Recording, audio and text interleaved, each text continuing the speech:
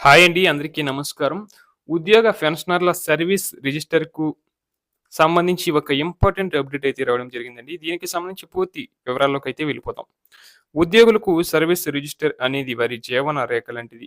ఇందులో ఎంట్రీలు లేకపోయినా లేదా తప్పుగా నమోదైన దానికి పూర్తి బాధ్యత సర్వీస్ రిజిస్టర్ల నిర్వహణాధికారులది. అంటే డీడీఓ. దీనిపై స్పష్టమైన ప్రభుత్వ ఉత్తర్వులు, నిబంధనలు ఉన్నాయి. దీని గురించి పూర్తిగా తెలుసుకోండి. ఫండమెంటల్ రూల్స్ అనెక్టెడ్ టు పార్ట్ 3 పారా 7 ప్రకారం ఒక ఉద్యోగి లేదా ఉపాధ్యాయుడు బదిలీలపై కొత్త స్థానానికి వచ్చిన వెంటనే సదరు కార్యాలయ పాఠశాల ప్రస్తుత డిటిఓ ఆ ఉద్యోగి ఎస్ఆర్ను పూర్తిగా వెరిఫై చేయాలి.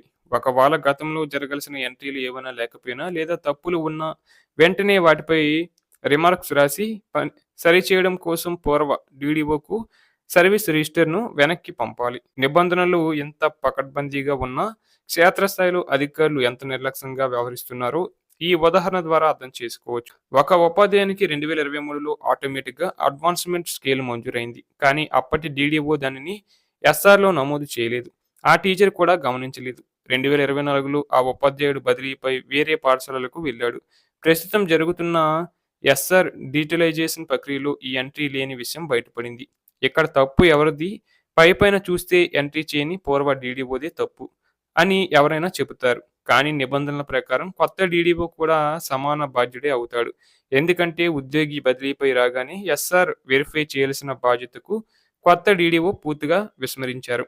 అటు పూర్వ డీడీఓలు తమ బాధ్యతలను ఇష్టారాజ్యంగా వదిలేయడం, ఇటు కొత్త డీడీఓలు కూడా తమకేమీ పట్టనట్లు కనీస వెరిఫికేషన్ చేయకుండా నిమ్మకు నీరెత్తినట్లు వ్యవహరించడం విదేశీ ఉద్యోగ ఉపాధ్యాయులకు తీరని వేదన కలిగిస్తుంది.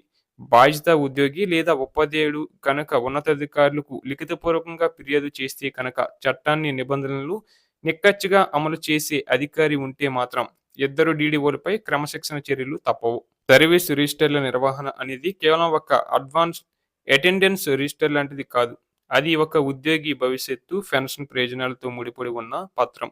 డీటెయిలైజేషన్ పూర్తయ్యేలోపు డీడీఓలు తమ పరిధిలోని ఉద్యోగుల ఎస్ఆర్లను పునః పరిశీలించి పునఃపరిశీలించాలి. తమ పరిధిలో అవసరమైన ఎంట్రీలు చేయాలి. పూర్వ స్కూలు, ఆఫీసులో మిస్ అయిన ఎంట్రీలు చేయాల్సిన బాధ్యత కూడా పూర్తిగా తనదే.